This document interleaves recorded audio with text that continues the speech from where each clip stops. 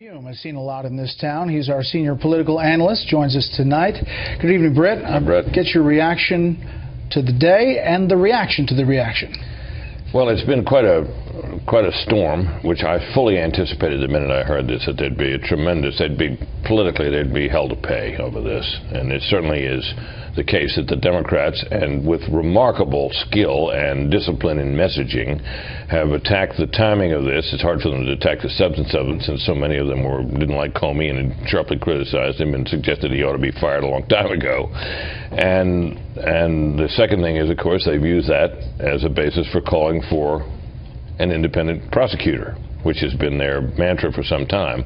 And they pounced on this, and they're all saying it, and it's remarkable. However, there's a handful of Republican senators who come out and express their misgivings about this. So this one of them, the Senate Intelligence Committee chair. Exactly, Richard Burr of North Carolina. So this firestorm may involve Republicans as well as Democrats, in which case the trouble for the Trump administration is likely to be prolonged. We've seen a few administration officials out in defense, and for the first time, a short time ago, we've got the president's tweet, and I'm sure it's not the last, but he says, crying Chuck Schumer stated recently, "I do not have confidence in him, James Comey, any longer, then acts so indignant. Hashtag drain the swamp." A short time ago. Well, he's right on the facts. That's exactly what Chuck Schumer said. In fact, I heard it replayed tonight.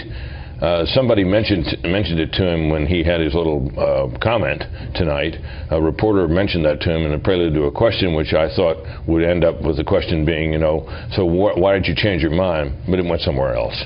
So he slipped away without having to deal with that. But that's out there. And that's true of a lot of other Democrats who've been critical of this as well. Senator Schumer has called all Democrats to be in their seats in the U.S. Senate at 9:30 tomorrow morning for some announcement. And I'm sure a call for a special prosecutor will continue. Yeah, that'll crescendo. But does that have more heft now, today, considering this action, even though the administration is trying to decouple and point back to the Hillary Clinton email investigation and this review by the Deputy Attorney General? It may, but it is not something that the Congress can force. It is not something that's likely to be the subject of legislation, which could presumably force such a thing that would ever pass the Congress.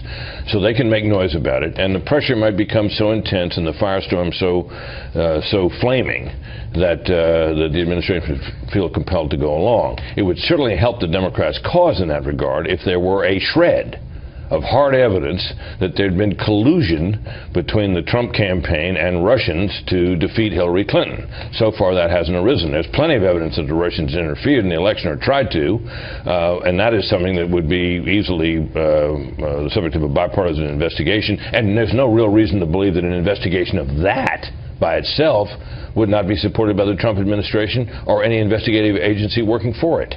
Last thing, very quickly.